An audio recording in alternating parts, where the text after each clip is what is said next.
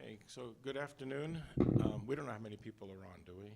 No. Okay. I can check it later, but I can't see it. So we are post-lunch here, and we have a small audience live, and I'm happy to present Social Determinants of Health. So it's basically go from the beginning, and I'm going to grab the microphone here.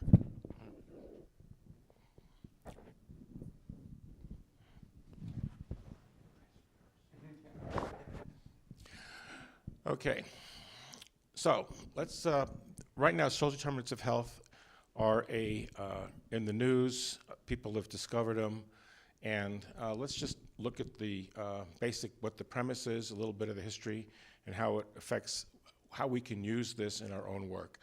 So basically, when we talk about SDOH, we're talking about the conditions in which people live, age, work, worship, etc., quality of life. Okay, that's all the other factors. So the studies are pretty clear about this. 80% of a person's health is tied to factors other than clinical care. So things that in human services, community action, food, healthcare, safe, affordable housing, we're all familiar with those terms, education opportunities, transportation, community supports. 80% of who we are in terms of our health and well-being is not the clinician, okay?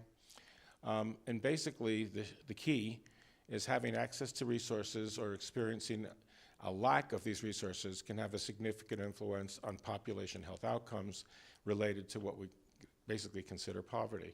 So to establish that, again, from a, what could I say, teaching perspective, communicating that to folks outside of our network and others is important because this is the stuff that we do. Okay, there are a couple of graphics, and I do want to point out this PowerPoint is posted to the website, will be posted. Please, please, please feel free. This was built, it's really a textbook in a PowerPoint form. It was designed for you to take with you, copy it, use it in your own presentations as best as you can. So if we look at the big picture here, it's nice to see some of these graphics, and they all have sources. You'll see their websites. You can pull these down yourself. So these are the five or six ways of thinking about this, and this particular one, economic stability, basically having enough money, and we'll get into that. Education, getting education and quality ed, healthcare, we're talking about physical health, the neighborhood you live in, housing, safety, and social and community context would be relationships and things like that. So again, this is one, and as you can see, they use the wheel because at the center is the person, okay? All right, so let's take a look at some terms here. Questions you might ask yourself. When we talk about economic stability, it means steady income, stable job, retirement savings, poverty, unemployed. The reason why your agency is up there is, do you know if the person has steady income, stable job, retirement? That's your need. All right, let's look at education. So it works the same way. Did the person have quality K through 12, or is it accessible? And are they performing poorly, bullying? Again, that's a need statement. You need to know that. All right, healthcare access and quality, health insurance, online medical records, telehealth, obviously updated for how we work today. And the other side of that, the downside is our language barriers, no health insurance. Do you know that about your clients, your consumers, customers? Neighborhood, simple things like, are there sidewalks, okay? Childcare, affordable housing, nutritious food, that's a big picture. And again, what's the downside? Crime, violence, polluted air, water, food insecurity. If you followed the news, I was at Flint, Michigan after 3 years, are finally be able to, quote, drink the water. And they were essentially poisoning people, which was terrible, and lead in children. We don't know what the long-term effects of that are. And then we have social and community context. We know isolation, loneliness, I think, not having connections. We all work in that level. So talking about supportive family, friends, and then obviously the opposite, discrimination, neglect, et cetera. And again, you can see at the bottom there are websites that you can get a lot more information, and they're generous about the graphics, okay? I put it up there because I think it's the right thing to show where they came from, unless I made it myself. Okay, now this is a bit of irony here. This was done by HHS before the current administration. Now my guess this is probably not being paid attention to, but I don't know for sure. But let's take a look at these. So they had 2030 objectives, And again, as you can see, the chart down there is the same thing, education, healthcare. These are the ones. Reducing health disparities based on socioeconomic status. I think we understand more money you have, the more healthy you are. Increasing access to housing and transportation. Again, this is HHS speaking. Improve child care outcomes, education outcomes, quality health care, food insecurity, and promoting social cohesion. I do not know where this, it came out of called Healthy People 2030. This was certainly goals that were set up at the time, or objectives. All right, so let's break these down a little bit here. And again, feel free if you're making a presentation, you could use these materials. So what are the social and economic factors that drive the outcomes? Now, we are talking about a matrix. I'll get into that a little bit. If what I a lot of folks here have gone through the Roma sessions. All of you here, right? And so let's take a look at this. So if we look at definitions here, economic stability, you're working, you have income, you pay your expenses, you don't have debt, you can take care of yourself. The neighborhood, group together, housing, transportation, safety, parks, etc. Education, literacy, language, early childhood, voc ed, higher food, get food, healthy food. And then the last two, as you can see, community and social context, engaging with others, reducing stress, dealing with you're exposed to violence and trauma. And of course, the last one, the formal healthcare system, health coverage, able to get providers. Obviously, reading the news or seeing the news, we know that Medicaid is going to be severely hampered. And essentially, that is going to have an effect on people that, well, we would call it a natural experiment. We will be able to see what happens, sadly. All right, so I just put up here the template for those of you who've been through Roma. And what we've done in our organization is we took, basically it's the Roma, if you can look at the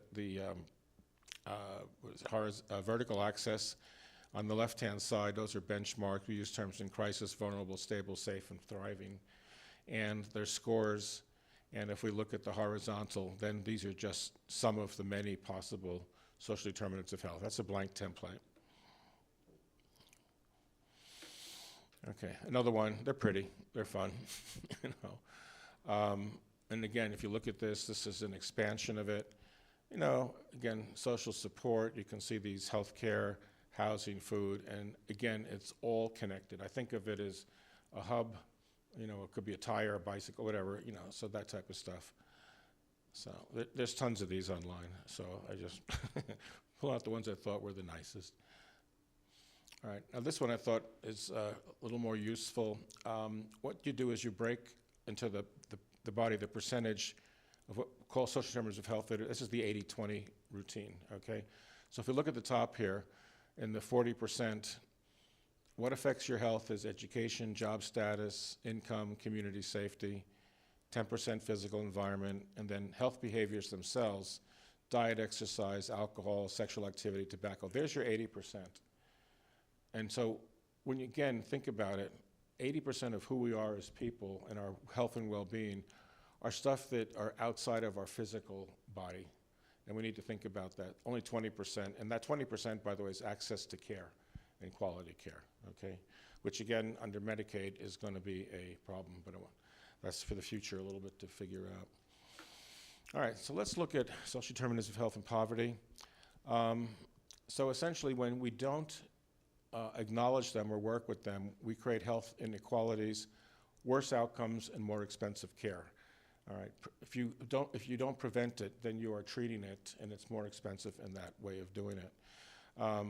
So if we look at the relationship, it's the third bullet down. Poor health can be the result of poverty, and poverty can be the result of poor health. It's a truism. Okay, and if, again, you think about it, child hunger and poor health are barriers to school success. Why do we have the free and reduced lunch programs? Because in many cases, that was the only meal or the best meal a kid could get during the day. Again, they're going to cut that. And that, to me, is insane, okay, to do that. What does it cost? And we also know that not feeding affects development and all those things that go together. Okay, so that's just one example, child hunger and poor health. I think we understand the relationship, and yet we're doing things that are possibly against it. So let's look here at how these all intersect. And when we're talking about this, we have essentially three systems. You got the medical healthcare system, then you have the social services system, and where they come together is public health. Okay, and that is, well, we'll get into that. So essentially, where do we fit and how do we work in this context? All right, so if we look at public health, it's physical, mental, and social well-being.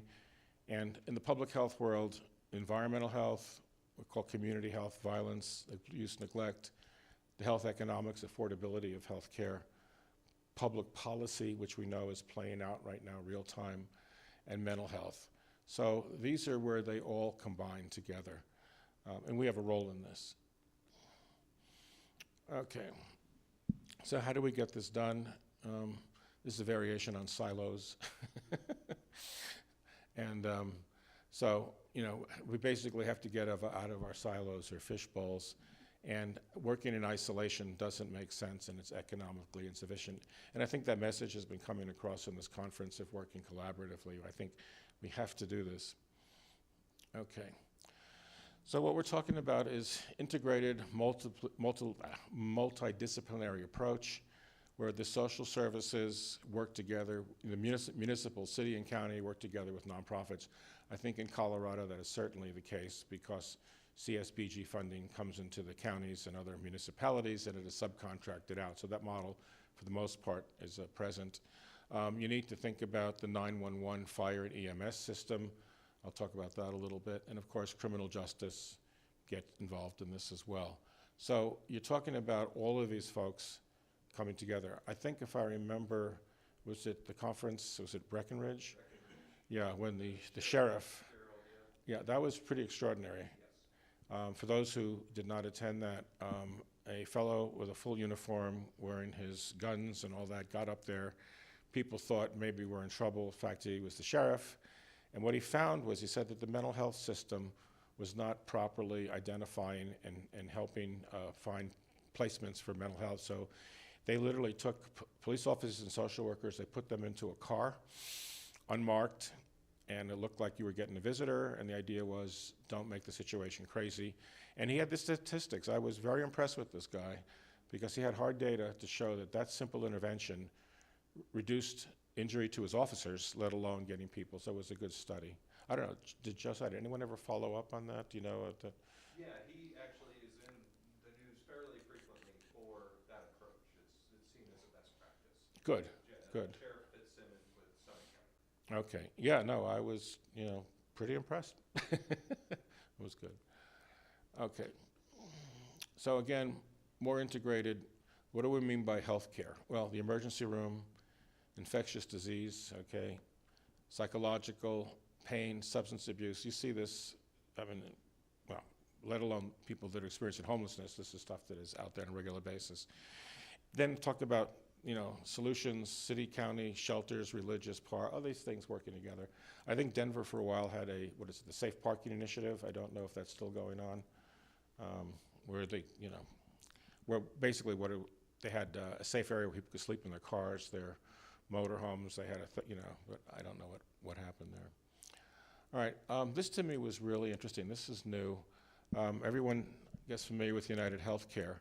And so here is a major, basically, insurance company delving into this, trying to reduce the cost of premiums and, frankly, still make a profit. And they talked about data sharing, and this goes back to November. It's not that long ago. So essentially, they called it social drivers of health, okay, it's about determinants. And essentially, what they were doing is they were looking at SDOH data to tailor their care plans to address clinical and social needs. And what they were doing here is, if you look at a collaboration where they were trying to understand, this is a healthcare insurance company. Look at that, the underline in the first bullet. Looking at being part of the process for affordable housing, nutritious foods, access to care. So they recognized that participating in that could reduce their bottom line. I mean, that's what it comes down to for them. So they had a system called EPIC, which I'm not familiar with, but that's what it's called. And that was connecting people from a healthcare insurance provider to social services, case management, and community-based organizations. That would be worth exploring in this, United Healthcare is in every state, just to see what they're doing. And I was surprised, I said, when I was putting this together, the PowerPoint, I just discovered this recently. So, and they're in the news, if you know, for that terrible situation that happened last year. But all right, so let's talk about this for a moment. What do we need? Basically, a better redistribution of resources. Here's part of the problem. This is a serious issue. Funds are locked into an acute care healthcare system. In other words, they understand that let's take the example here, the bullet under the housing. Durango, Colorado, a few years ago, a hospital there partnered with a foundation. And the foundation provided housing and case management. And what happened is they significantly reduced the emergency department use. It was wildly successful. The problem is it's not replicated. And the reason is those acute care dollars stay in the healthcare system. There should be a part of that that is diverted out, and that's the serious issue here. So there are those, here's the thing, we have the knowledge, but we're not acting on it. So, if you can avoid paying for an acute care procedure, having worked in an emergency room and things like that, I can tell you, a lot of folks are pretty sophisticated who come in know that they can get a bed, know if they do a certain complaint, they're going to get a CAT scan, when in fact what they may need is a sandwich, okay? In real life, and both in Fort Worth and Nashville, the EMS 911 fire departments contracted with Uber, okay, and their call centers. And when an ambulance was called, there'd be a triage nurse, and the triage nurse would make the decision of whether or not to send the fire truck or the ambulance. They actually were getting calls like, this is real, I can't get up from my chair to get the remote from my TV. I mean, wasted call, and people would just respond. So what they did is they contracted with Uber, but Uber also had a place to go. They would bring them to a social service agency, a shelter, and things like that. So think about the sheer, when you run an ambulance out, it's $1,000 easily just to go back and forth. So this is real, but again, what happens is it works, and then they just don't do it anymore. So we do have the solutions, all right? So again, in preparing this, I did a little research, and frankly, I learned a lot. So where did this come from? So there was a German physician in the 1840s during typhus epidemic, which would sadly kill a lot of people, and this is a direct quote: "If medicine is to fulfill her great tasks, then she must enter the political and social life." I have no idea why medicine is female. And it was really interesting, and especially in 1840, to use that terminology. But what's amazing is that then she must enter the political and social life. So right there, 170 years ago, do we not always find the diseases of the populace traceable to defects in society? So basically, they began to lay the groundwork for what we call today social medicine, which really has been public health. So it goes way back, the thinking, which I had no idea. So the next big push was in 1948, post-World War II, where WHO, the World Health Organization, finalized a constitution, and this is their writing, it's in their charter, a state of complete physical, mental, and social well-being. They used the word social, okay? And that was, again, recognized. This is going back, wow, a while ago. All right, further. In 1967, apparently Whitehall studies in England, that they began scientifically looking at the impact of socioeconomic differences in well-being. And they published a book, and what's interesting here in those 3 bullets, these are findings. Differences in health between population groups are due to characteristics in society, not differences in healthcare. That's a major finding, okay? Second one, when people change social and cultural environments, their disease risks change. That's also interesting. And the last one, the health gradient is not a function of poverty alone, meaning poor health for the poor and good health for the rest. It is a problem across the entire socioeconomic spectrum. As one moves down the social hierarchy, life expectancy gets shorter and mortality rates are higher. If you've ever noticed this, super rich people live longer. They could, there's a person in Washington who eats McDonald's all the time and doesn't seem to upset his gut, right? So the reality is, this is true. Lower the least amount of income, you're not likely to live as long.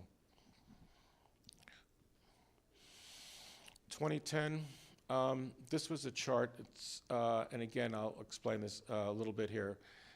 They drew what was called a waterfall to explain sort of the big picture. So what you have here is, and you can take a look at this on your own as well, but you have a chart like this, and then you have the explanations. So I'll go back a little bit, but they're in there. So essentially, if you look at this, at the top there, that's the big picture, the role of public health, prevention, the goals and all that.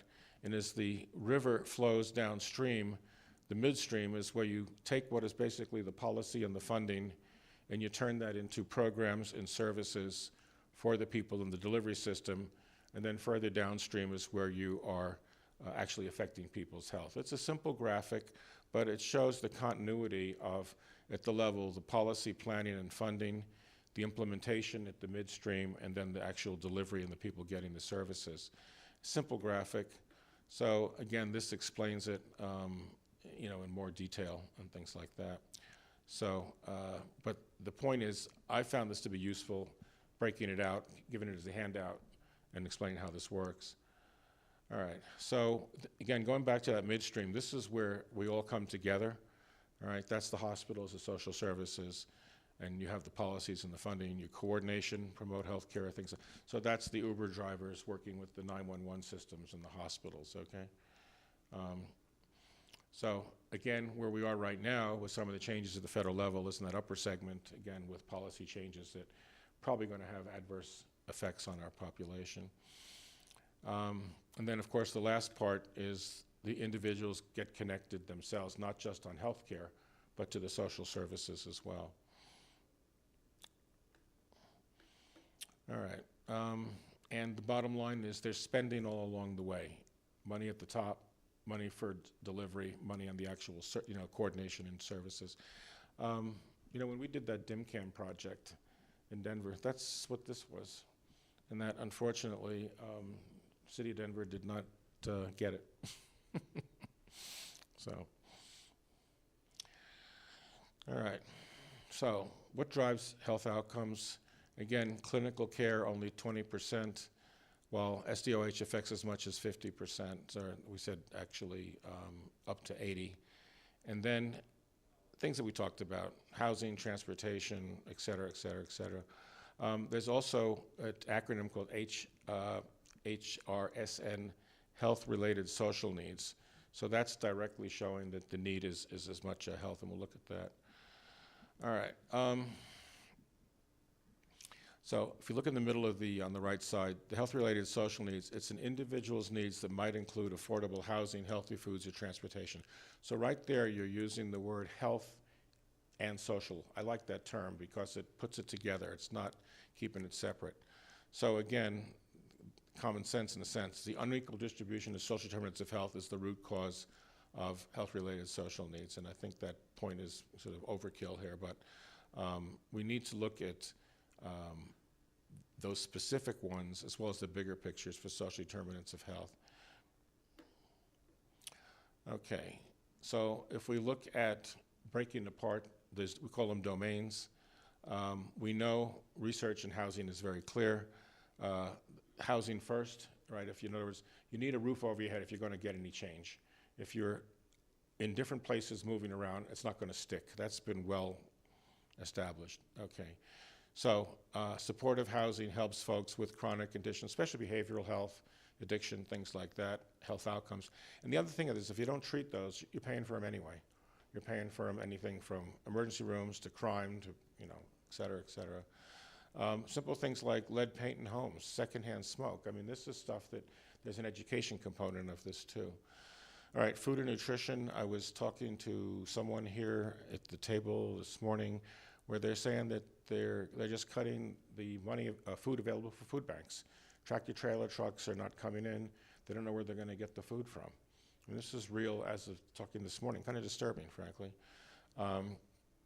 So we're talking about public health assets, healthcare, health insurers, nutrition standards. I mean, people are eating junk all the time.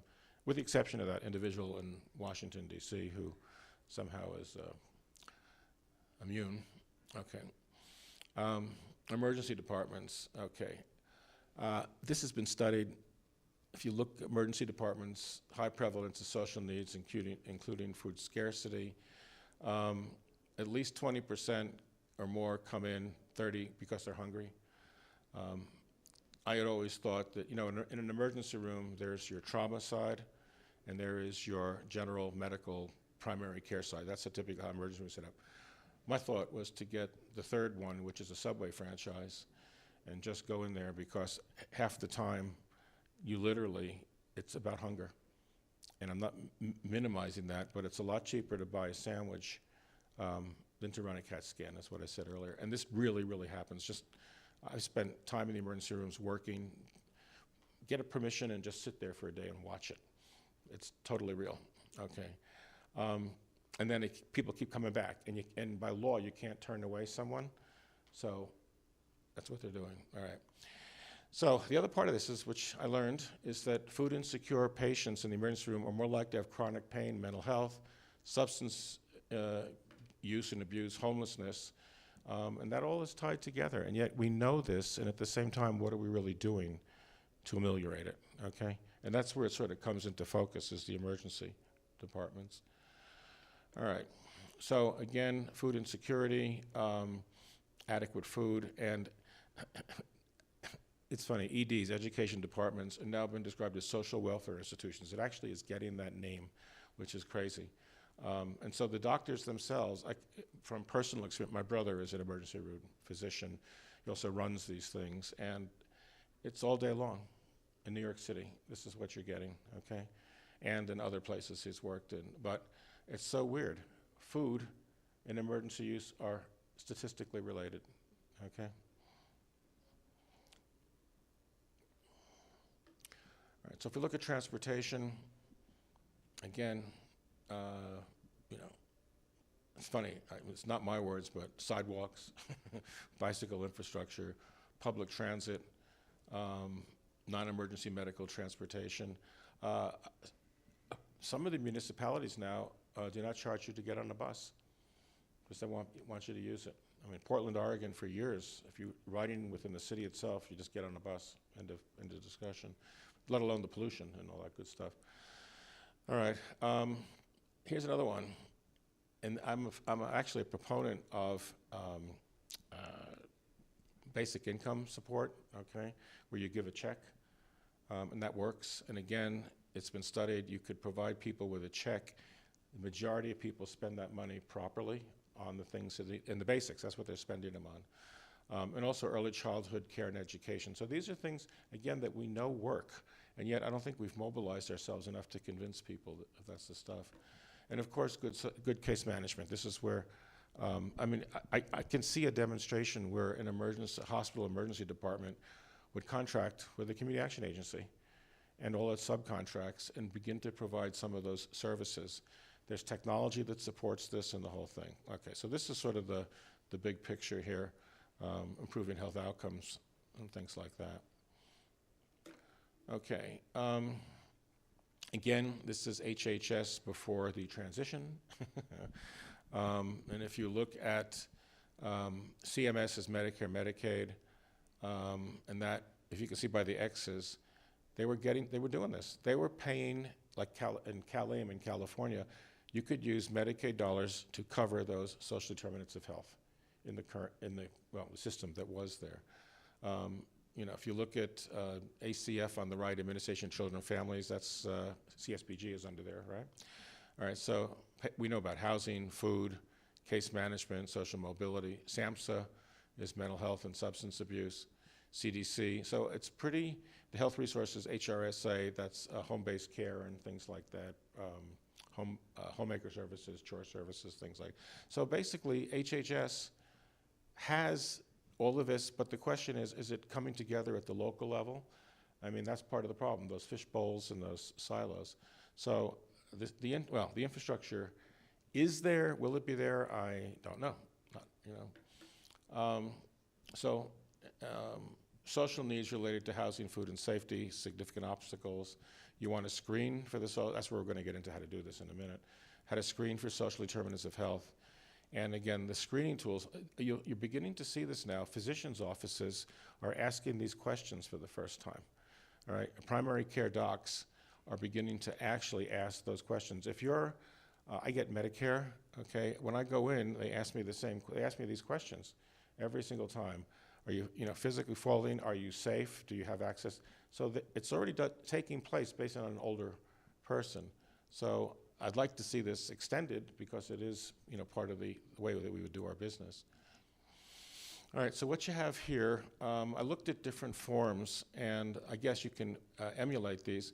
But what I liked about this is they were getting at those fundamental questions. Under personal characteristics, your race, ethnicity, have you been a migrant farm worker? Have you been discharged from the armed services? What language? So they're really trying to look at the big picture here. And then you're looking at family and home, your housing situation. On the right side, you're looking at money, resources, your education, and you're getting really a nice composite of who these folks are. Now, in today's world, I would hope that this is not hacked, because with technology today and stuff, you kind of wonder what's safe anymore. But again, let's assume that it is. Go back to paper, right? In a spreadsheet. All right. So essentially, you could look at this on your own, but what it's doing, it's going through all of them. If you go back for a moment, you would see here personal characteristics on the bottom left, family and home, then money and resources. They're organized that way. Then social and emotional health. And again, sometimes we overlook trauma and stress. I think, I think there were studies done years ago looking at rural poverty and urban poverty. And the difference was in the urban, people were jammed together, where in rural, they were spread out. And there was less stress, less anxiety, even though the incomes were the same, the jobs, but it was a physical condition that changed people's behaviors. So, oops. All right. And then you. Rural area had less stress? Yes. Rural had less stress, different type of stress. Listen, when I worked in state government in Pennsylvania for 10 years, and when I got to know, a lot of my colleagues grew up in rural areas. And in some cases, they were the first in their family to finish high school, finish college, get an advanced degree.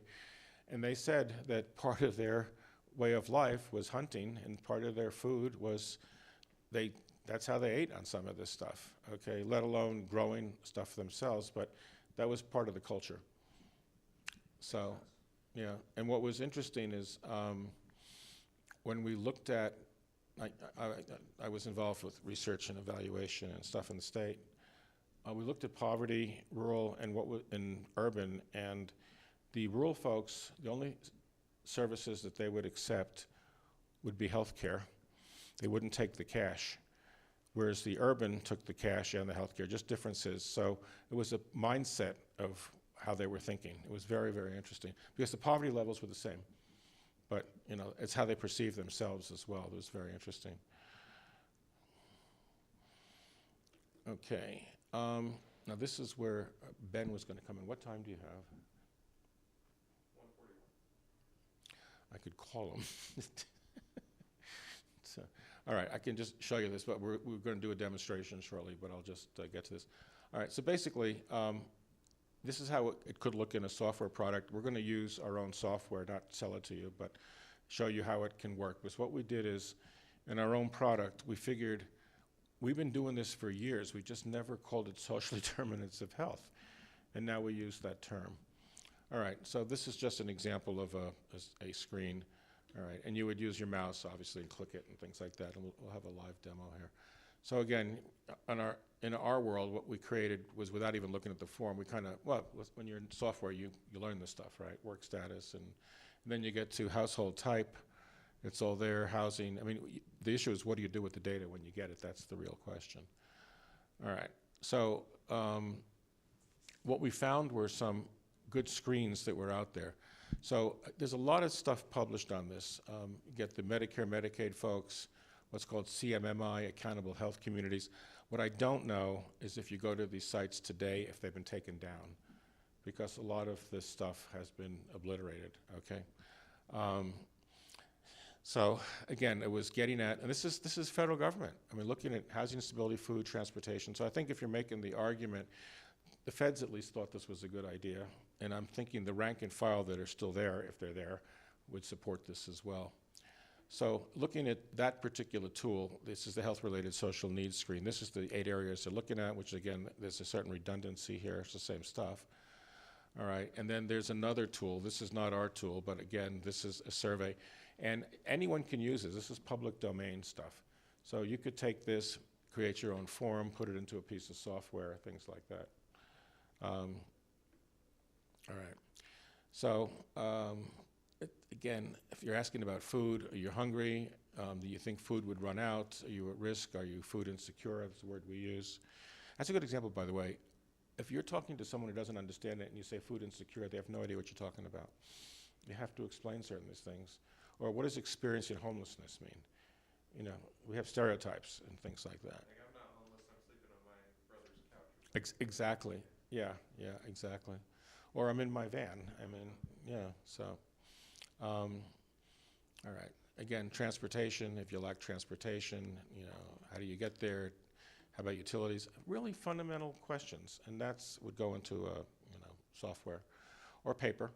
You know, it could always do paper. All right. So we're talking about safety, financial strain, employment, similar questions. And again, you can download this post-conference, all this stuff. And this is, when you see things like AHC, that's public domain, and you just go to the website. All right, mental health. That's, I think, dismissed on some level, mental health and drug addiction. It's missed a lot. And the other question is, do we even have the resources is one of the problems to treat all of this. In Colorado, like in Pennsylvania and others, used to have a chain of state hospitals and state and drug and alcohol. Did you have any of that here at any time, or is that gone, or does it exist? Are there state hospitals still? Or? I don't think there is, but there used to be. Yeah. Okay, all right, so now this brings into how do you do this thing, and then I'll get this gentleman here to talk in a few minutes. So, all right, so community action, health-related social needs and social determinants of health, and this is where it's Roma, okay? It's kind of that simple. All right, so in the Roma materials, and I know you've been there. Have you had a Roma class in the back? Okay, good. And I know you sort of did. No, I was talking to the woman. Okay, so when we created these, we introduced this into the Roma world. It didn't exist before us. And what happened is, when I was trying to figure out how do we measure these things, I started researching the mental health field. And what I found out is that in the mental health field, they've been using scales for years based on functionality. 2 things. It was tied to insurance, what they would pay, but more importantly, it was also tied to the type of treatment and discharge. So a light bulb went off, and I thought, all right, why don't we just adapt these to what we're now calling social determinants of health. So this is a scale we teach in Roma, and if you look here, we associate the benchmarks to different conditions of well-being, and then you have all your choices. And the way this is done, you all know this, you pick the one statement that best represents where you are, and if it's the first time, it's your baseline, and that is your need. And if it's below the prevention line, automatically you should act because you're in trouble. If you're thriving and safe, the general rule is leave it alone. And if you're stable, right, you're in the middle there. You want to maintain the stability, so you might need to have a further discussion. That's how these things work. All right, so in the world that we created, and again, the way we see it, these were the domains really that essentially is similar to the Roma stuff. You can see that. And that's the stuff that we built in our own product. So is the social determinants of health its own thing within there, or does all of that roll up into what you consider social determinants? it's all integrated. Okay. Yeah, so when you do an assessment now, it goes through all of these things. And again, in our own world, we have several hundred scales now. And so when we work with a agency, they look at this lexicon and say, oh, we want this one, this one, this one. And then you just click it, it goes in, and then you have it accessible. And we donate that. We don't charge for that. So this is right out of the Roma book. Okay, we use that for the first teaching purposes. And so you can, again, what we use, there's your housing one in the middle. And if you look at employment, education, it's the same thing. Worst case scenario on the bottom, best case scenario on the top, okay? All right, so if you look at this here, this is case management for a moment. You have 3 assessments, 90 days apart. Does everyone understand this, the scale here? Yeah, pretty much, okay. So essentially what you're doing is trying to find out where you are at different points in time. You look at those social determinants of health domains, and you try to look at where the placement is. Look, when it's all done, the issue is, what are you going to do with the data? And the analysis says, if I am below that prevention line in housing and employment, I got a problem. If other things are okay, I leave them alone, but at least I have sort of scored the scored sheet and say, okay, their transportation's okay, their education's okay, the child care situation is okay. But this takes, even though I think in Roma we do a pretty good job of explaining the theory, the application of this, I don't know, okay? Folks in this room may know more than I do about this in terms of how your agencies actually use it, because this is standard stuff. All right. All right. Okay, so this is where the demo comes in a few minutes at 2 o'clock. So basically, here's what happens, and I'll just explain this in general. We use the concept of a traffic light, red, yellow, green. So if we use the term ancillary assistance. So if you look at how this works, you would essentially look at that question and provide that answer. And if you look on the left of the histogram there, the first bar is red, which means that the person is urgent, is in trouble. So you know visually that they're in trouble. The green indicates that essentially, a month later, it turned green because they moved up the scale. And I'll show you this live in a demo in a minute. So what you have is a visualization that shows you're in trouble, you fix it, the green, the yellow is the stable, the green, and this is real life, back and forth, back and forth. And what you're really doing is you're building out a histogram or a bar chart showing the movement and what actually happens. This is how that works. What we learned is that, and we tell people, if it's on a screen, flip the screen, show the client. Because the client frequently has no understanding of the context of where they are. And the word that we learned talking to clients is this was motivating. They saw this, that, okay, I'm a 2, I'm a 1, then I became a 10, I was a 6, and they know anything above 4 means they're okay. So that's sort of built in the culture in some of the agencies. And some of you may know the story where we learned this because when we first piloted this, in Bucks County, Pennsylvania, a client took a Post-it and wrote a score 30 and stuck it on their chest. And I was upset because I'm thinking, we're going to get accused of reducing people to numbers, and just the opposite. What they said, it's the first time they understood where they were in the big picture and what it would take to change and move. And so they were proudly with the badge, walking around until we said, no, that's very nice, but let's not do that anymore. So here's another one, education. And what you're doing is here, in terms of accountability, it's as tight as it gets. You have a scale, you choose where you were. Those 3 bars on the histogram are 3 different assessments. So that means that the baseline is a 6, and they essentially came in, they're above, they have adequate education. Then they went higher and got professional education. And as you can see, the services are on the side. So what we're doing is, it's very simple. It's the logic model, Roma. Come in the door, what's your problem? Okay, you set up a goal plan, where do you want to be? What happened after 3 months? What's the service that did it? So you would know very simply what produced what. It's not, All right, and this is the demo. A question, if I may? Oh, I would, because they're not here yet. That'd be great. Yeah.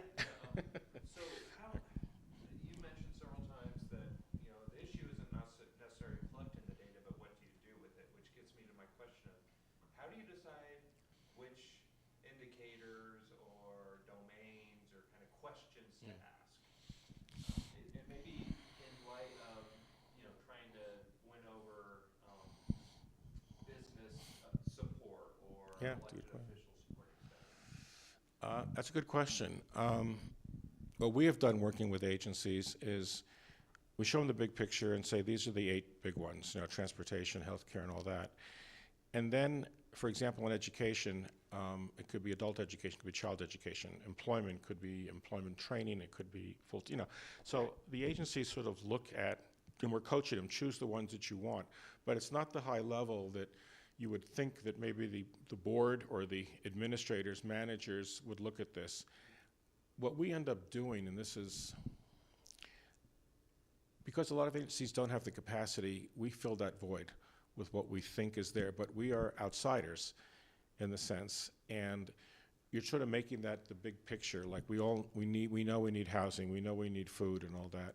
But what's also interesting is when COVID hit, some of these agencies were wonderful. They created COVID scales, and we have them in our software. And so that affected, and so they were actually, they were creating local scales that match local conditions. So some of the agencies just went wonderfully wild with this, creating, and we would make sure that they were structured right, that the math was there, that it was written in outcome language and things like that. So, but I think it's almost like a focus group. It's almost, goes back to your theory of change, frankly. What is it you want to change, and why do you want to change it? How are you going to change it? And then you build this. But you can also start and say, this is my choices, how do I do that? But if you think about the big theory of change at the national level, it has all these things in it. But you're right, I think at an agency level, I think an agency has to have a discussion and sit down and decide what is important. Do you have any experience doing that with agencies at all? Or? A little bit. I'm specifically thinking about our basic income project that we're about to pilot this upcoming year. Oh, okay. I would love to be able to win over business support and general community support like that.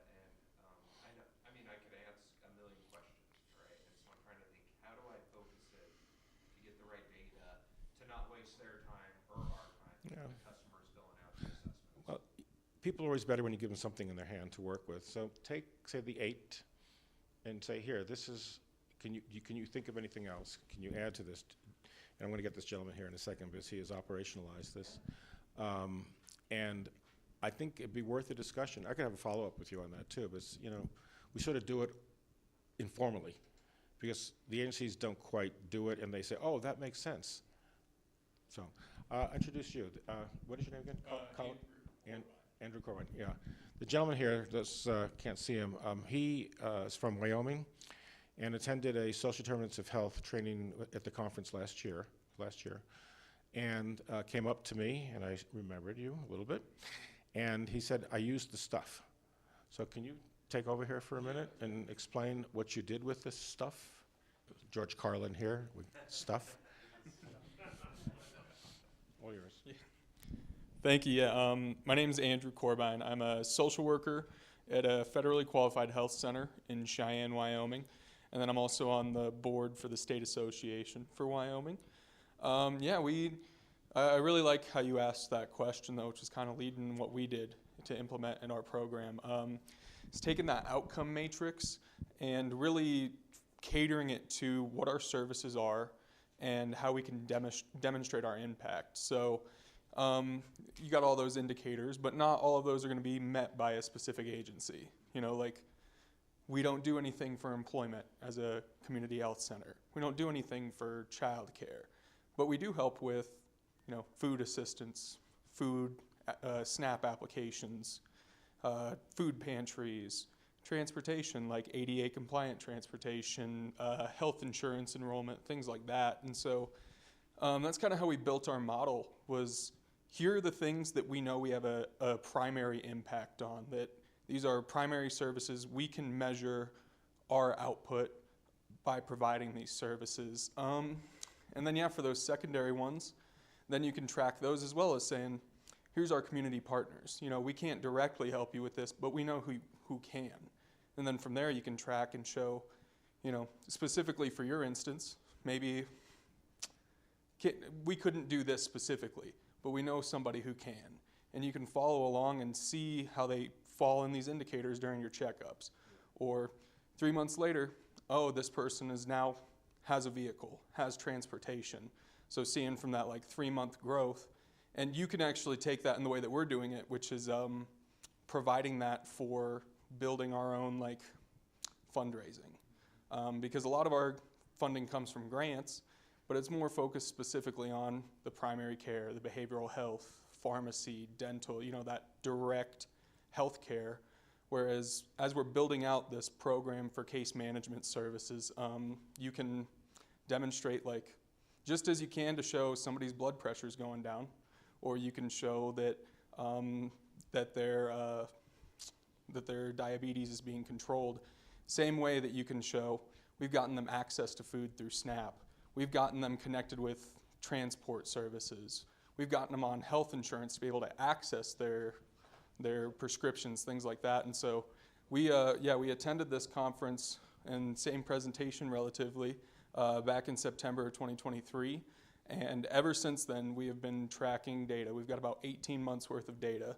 And we've been tinkering the entire time. It's not like one thing's set in stone, but you can take things like the community needs assessment in your area, whoever builds that in the county, or if it's a local hospital, and you can put those as those indicators of the why behind the what, and take that to community partners and show this is why we're doing it. There's a glaring need, but how are we fitting into that need, and here's what your support would do for us continuing this journey to support the community, families, whatever it is that they're wanting to financially support. And that's a way that you can tap into private donations or community foundations as opposed to strictly grant level stuff. So.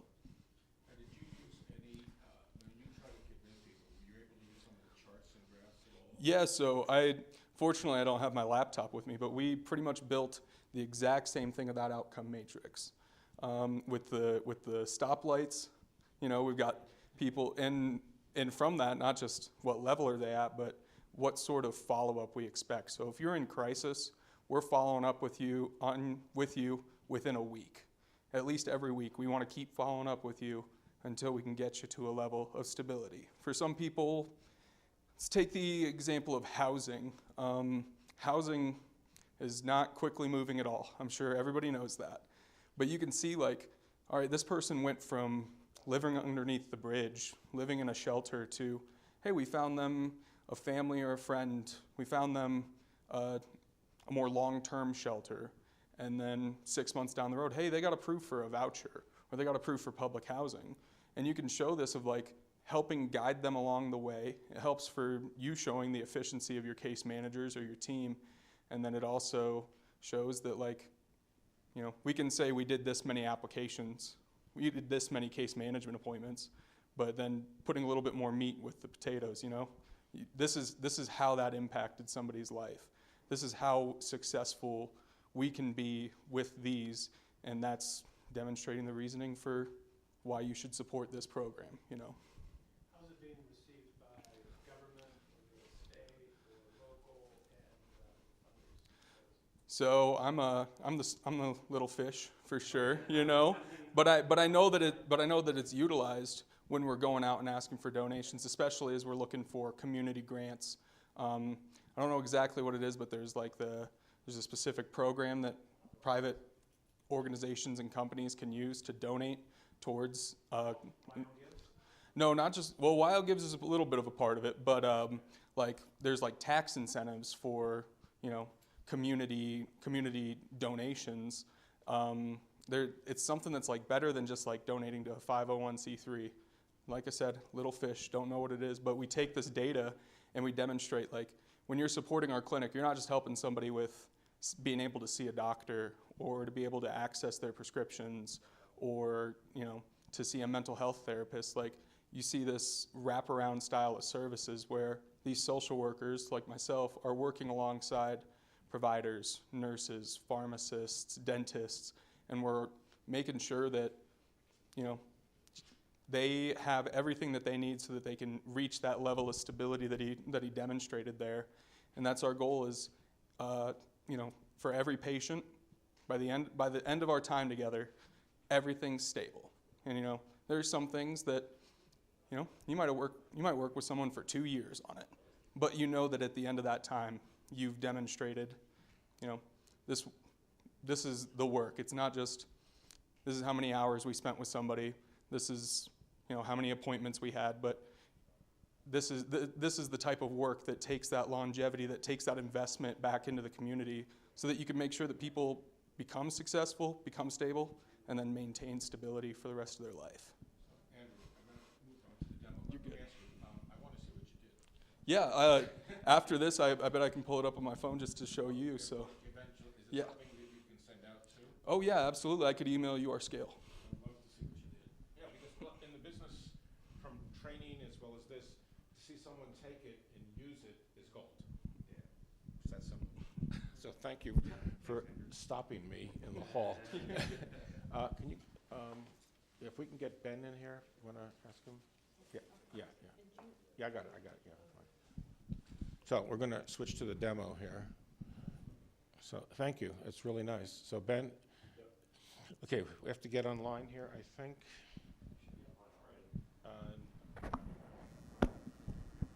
Doing this on the phone.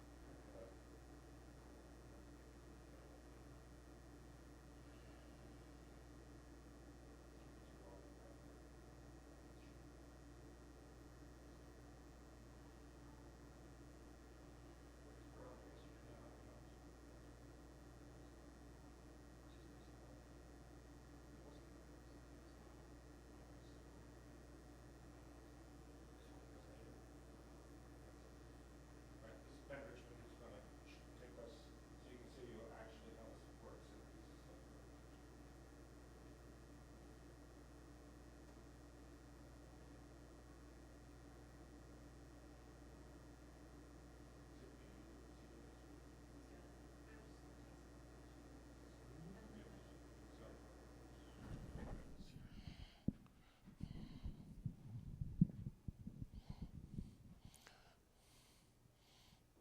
First things first, we should probably connect, huh? It's not in the bottom, we have the, right here.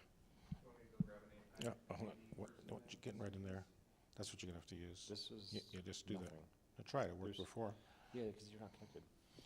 So we're not online, oh. That's the idea. It says Wi-Fi is off. Let's see Yeah, if it, we got it. okay, it looks like we're getting it on here. You gonna commentate? Is that a new word?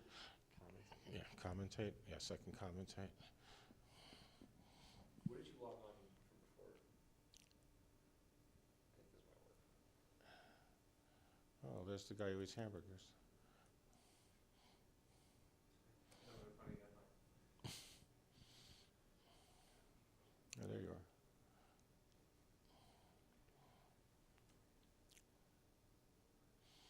So for the, when I did the opening keynote, this is the site if you want to pull down that calculator. So what's interesting is I get a note, already about a dozen people from the conference have gone in there. We may need Josiah. I got it. I can just do a mobile hotspot. It'll take me 2 seconds. Okay, all right. Speaking of the SROI work, do you see a future where that's going to be kind of automatically integrated into the assessment stuff that you all? I would love, here's the thing, we built out that model, the tool, and so we know what we know what the specs are. CalCAPA funded us partially, we also donated our own time. If we had a small grant, we could finish it up as a piece of software. It's not, it looks like software, but it's not true software. Then you could, and the goal was to do 2 things. 1, build it as a standalone product, but 2, integrate it into that system, because the fields are all there. It's the coding that's not there. We know what the cost, their fields for dollars, outcomes, services, and it's just a matter of writing some new code and it would be done. So it's not that, all right. Do you need help or not? Do I need help? No. Do I need a minute? Yes. Sounds like something that the Robert Wood Johnson Foundation would be. I used to, many years ago, I worked in a federal health center. Our money was Robert Wood Johnson. We were one of the last. They were wonderful. They're absolutely. Have you connected with them at all, or? Not recently. Okay, yeah. Have you seen the My Friend Ben calculator? Not. It's I think it's short for my benefit. Oh, no. My benefits, but yeah, Commissioner Gonzalez is going to be bringing it up quickly tomorrow. But Okay. apparently, it's a calculator that folks can use to calculate what they're eligible for based Well, our software works in a place called Communify Santa Barbara metro area in California. We did that. In other words, it's built into this software product where a person goes in, they fill it in, and it tells them what they qualify for and where the services are. So it reduces the need for the intake person, and it's somewhat automated. Ben, if it's not working, we can get someone here. It's just rejecting my hotspot stand. I can probably do the Hilton Honors one. Let Josiah take a shot. You know, and if you want to tie tools, we have a benefits cliff tool. So, that colleagues at the Federal Reserve Bank of Atlanta developed. I don't know if you're familiar with that. Cliff effect. Colorado has Calculator? it. Yeah. Benefits, it's tied to the benefits cliff. I don't know the Okay, official name of the product. I think we have all the states. Colorado definitely. I think all of ours got ours. Okay, good. So It's just, somebody gets okay, what if I got a 50-cent raise per hour? Right. It'll say, you're gonna lose this. Oh, yeah. It's pretty powerful. The cliff effect, yeah, is what, yeah, so that's absolutely right. Yeah. Yes or no? Oh, Yeah, good. we were wondering about that for our basic income project that we're doing, because everybody has to qualify at 200%, and we wonder after we give them this direct. You can cash talk or I can assistance, talk. what kind of It's your call. Okay, all right, I'll just do it quickly. It's hard to know No, without no. knowing, exactly where they're all gonna come in on the FPL. Yeah. Yeah. Yeah, that's one of the things we try to track. Yeah, They if, get a screening and like choosing people in specific like ranges of the federal poverty level. It's just Do we have a phone first card? come, first served. Huh? It's based off a lottery. can you, Oh, okay. can you show how you'd walk through a client? Eligible to Yeah, apply, this is fine. and it's a lottery. Gotcha, but you're not You wanna do looking an for. assessment or Yeah, you wanna That's do- fine. no, So just 0, walk through and do an 50, assessment. 50 to 100, 100 to 150, Okay. but he won't directly do that, but he'll probably pull that. It'll be So, data that yeah, we'll just pull have up the access to. questions, but what I showed before was essentially Not the necessarily assessments. the design, but there's still something. Okay, so it's how Yeah, you get exactly. there. We'll be able to see where they were at baseline with their income. and all Perfect, that, perfect, where they perfect. ended Okay, up, good. years later. All right. So this is what we've done here, pretty simple. By the way, if you do Google return on investment calculators, they're all over the place now. We were building one for community action, so the content, it's not hard to code. It's just do it. You got to spend time, you know. All right, so here's what happens. It's a traffic light, as you mentioned, okay? So if you look here for a moment, Ben, I need you to, all right. So you'd sit down, the screen flips, you ask the client, which statement best represents your present situation? As you can see, we purposely take out the scale, the numbers, because it'll bias it. Sometimes people say they feel that we must answer a certain way. So there is training on the staff. All right, so let's say, for example, if we click here, the receiving SSI, well, actually, let's not use. How about, again, let me explain one other thing here. There was an agency that customized this. We have probably 50 variations on this because this is easy, and they can change it themselves. All right, so let's just take, how about full-time work above, well, let's see. Where's one? This one, they didn't have the unemployment. All right, how about unemployed? Yeah, unemployed with work history or skills. Okay. All right, so go to the next one, housing. No, you're on the, okay. So now you're asking the housing questions, it's similar to what you just saw a minute ago, a few minutes ago. Home ownership down to safe and secure transitional housing. So let's put down, say, living with relatives or friends by choice. Okay, thank you. How about energy use? How about at risk of energy shutoff right there?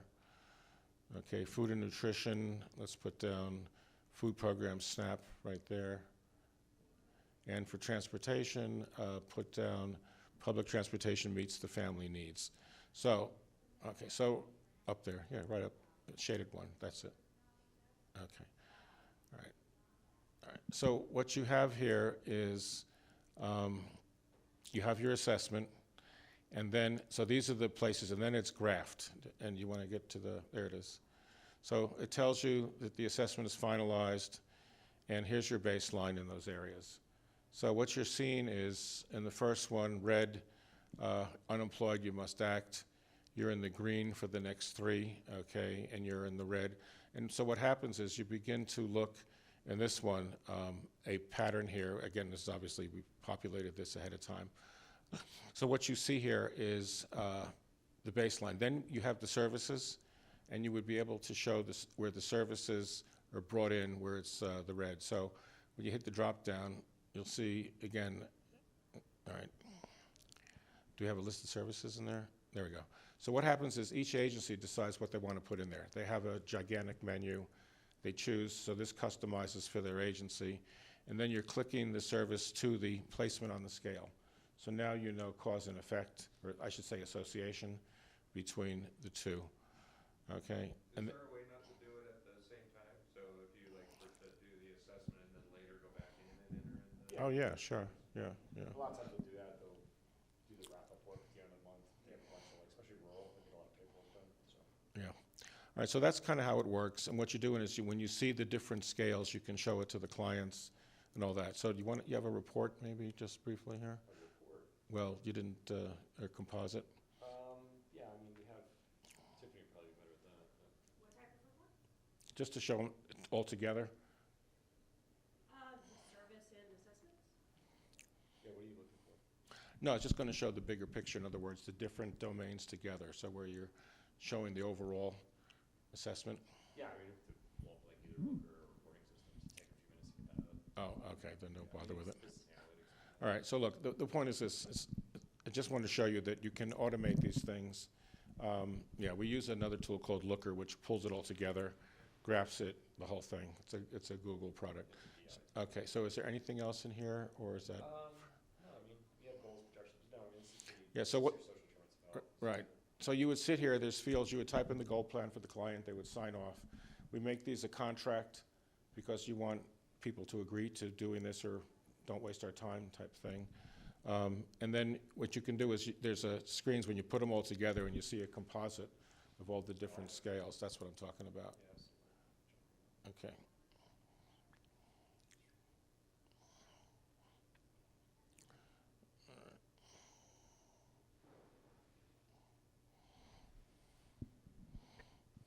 I mean, the nice thing too, is just databases in general, they're relational databases.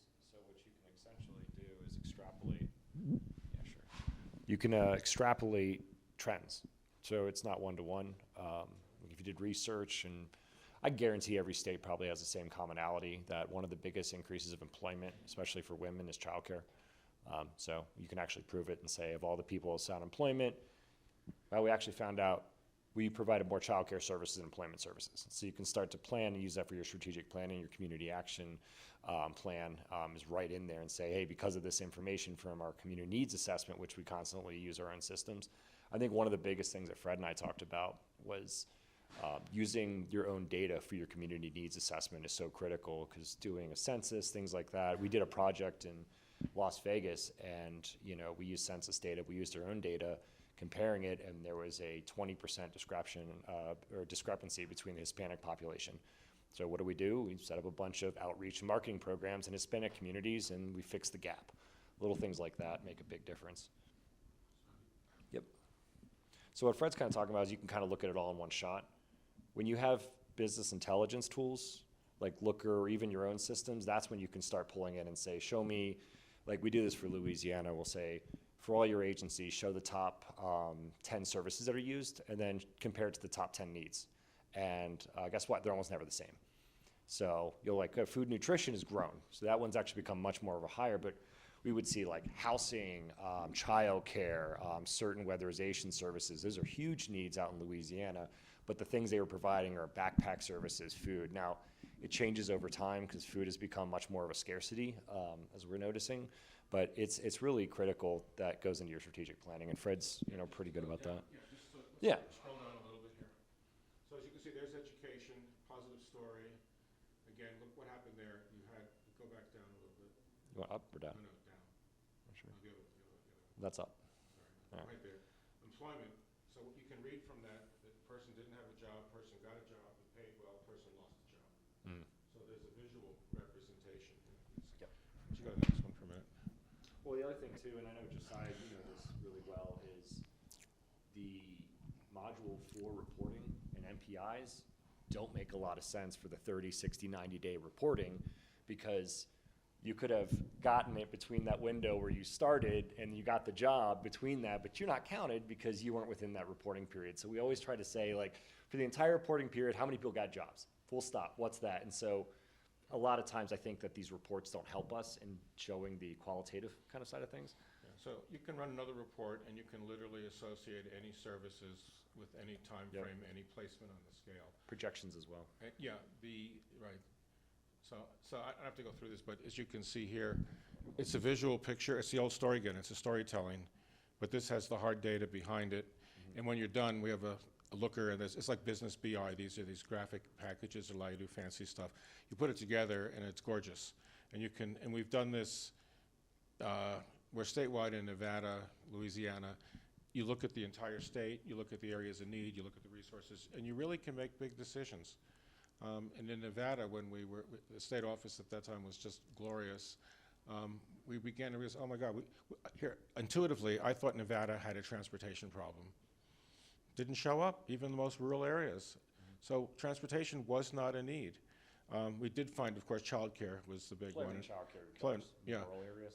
But I would have thought the transportation in rural Nevada would have been an issue. It wasn't. So when you're saying it's not an issue, it's the clients were saying it's not an issue. That's what it, yes, It was a low- right. Yeah, I mean, for that. Your agencies were serving. Yes, so, right, the need wasn't there for the But clients part to of it, as provide. we found out, a good example is Heather Benson in Lyon County. She's moved on to the sheriff's office. She's awesome, but we're like, man, they really don't need transportation. Well, we found out she had been doing a bus program for the elderly, and she was picking them up. I mean, she had multiple buses, and it was because now once she left, they didn't have as much support, the spike. So you can actually correlate it to staff members too in their outreach. There was another one we work with that was a guru in employment. She could find anyone a job. She left, and their employment needs went through the roof. And we don't put enough emphasis on our own staff a lot of times, and being able to track that back to your staff and their impact is pretty critical for understanding of why we need the people, why we need to get more money and leverage. So here. So the one other thing, which is we also put a projection in. So in other words, before you even do anything, where do you want to be? And that's a blue line. I don't know if you have that or not. Yeah, the correct assessment history. Yeah, we'll just show you one of those, and then pretty much, what is it, like close to 230? Okay. Well, when Fred and I have worked in HUD for 10 years when I first started, and I remember the projection data was basically census data, right? So we didn't have the individual projection data, and it's nice to actually not have a general looked at how much we did, but do it individually, so it's a living thing. Yeah. So Convincing agencies to do that, that's not always yeah. easy. So the point is, when you run your reports, you can aggregate your outcomes. There What I are predict, what actually received. Right, and there are fields in here for costs. So again, it's not fully built out, but you could put that in. So, okay, there it is. You see the blue line there?